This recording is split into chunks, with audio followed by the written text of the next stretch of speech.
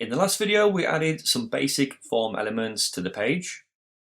Also, we added the text of name, email, and message to the left of each input to tell the user what information to enter.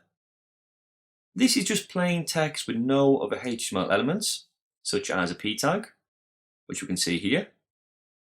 There's also no way for the browser to know this text is related to this input. We can fix this by adding a label.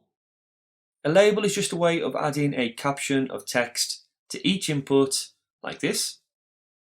So let's first cut this text out, and then we can add our label inside of here. Between the opening and closing tags, we can now paste our text back in, give that a save, and reload the browser. We can see instantly that if we look at this first input, it looks pretty much the same as before. However, the browser now knows this is a caption for a form element. But how does it know this label is for this particular input and not the email or message? Well, we can link them by adding a ID attribute. So this first input, just after placeholder, we can add a ID attribute. And this can be a name of our choice. I'm going to name this name to keep it simple. Then over in the label, inside the opening tag, we can add the for attribute and link it to the ID with the same name.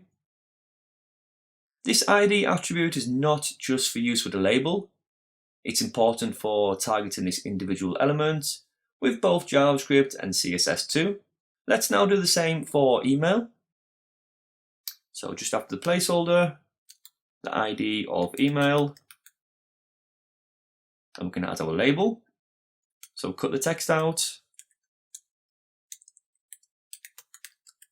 and then paste it back in. Then we can add the for attribute inside of here of email. Then lastly, we can add this to the text area too.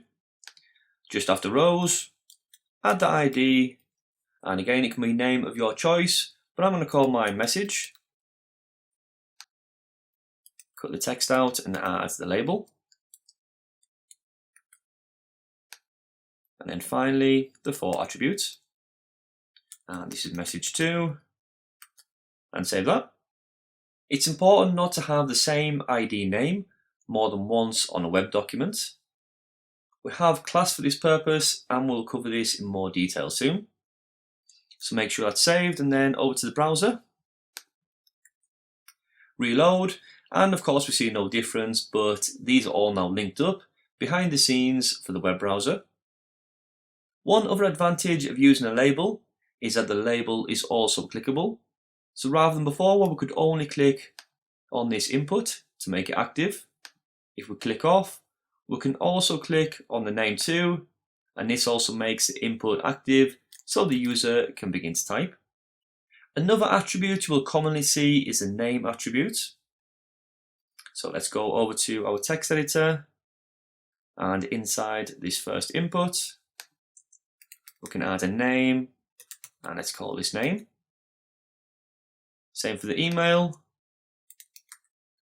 name equals email, and also the text area of message.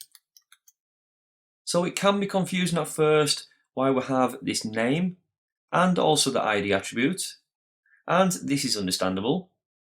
I won't go into too much detail just yet, as a lot of this may not become clear until we get more familiar with JavaScript and also processing forms on the server. The ID attribute which we added first is usually used to reference the element. In our case, the input. It's a way to grab the element with JavaScript or CSS.